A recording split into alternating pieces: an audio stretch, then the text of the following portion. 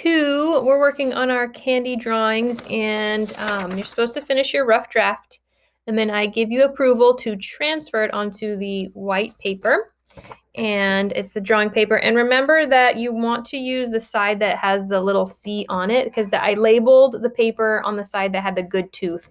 You'll feel the tooth, it's a little fuzzier. The other side is a little flatter. So make sure to transfer it onto the nice side of the paper with the good tooth. Remember, that's the side that has a little C on it. C for candy, okay?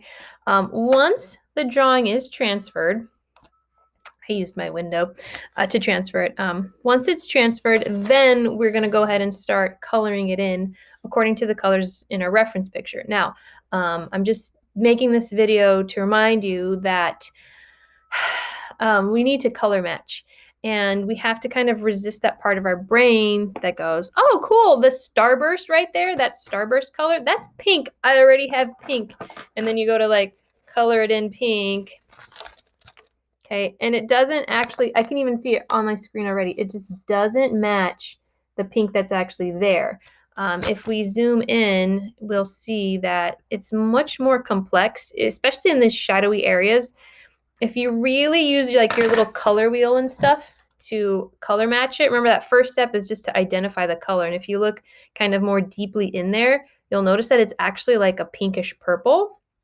You'll notice that a lot of these colors aren't true, intense, pure, bright, vibrant colors. Many of them and most of them are dulled down. So we need to use our tricks for color matching to help dull down our colors and match correctly.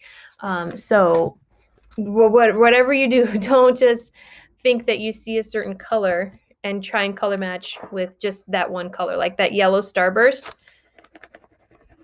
Okay, if I'm like, oh, cool, it's yellow, I'll color it in yellow. Check out the yellow from my color pencil and the yellow on the screen that you're seeing. It's much more complex in here.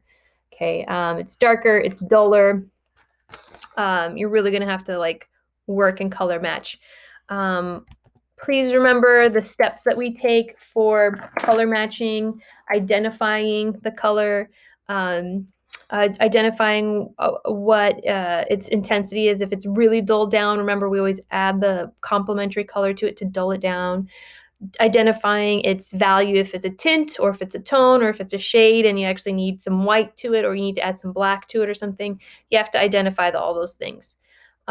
Remember that when we darken a color, we don't just automatically use black. Remember, dulling or darkening a color actually happens with complementary colors first. So for example, that yellow starburst that you're seeing, it really does seem like a pure yellow. It doesn't seem like yellow orange or yellow green. It really looks yellow, but it's dull. It's a little darker. So I'm going to have to add some purple to it to dull it down and get the right color. That orange in there, let's identify that on the lollipop, okay? That doesn't seem like a true orange. It seems like a red orange.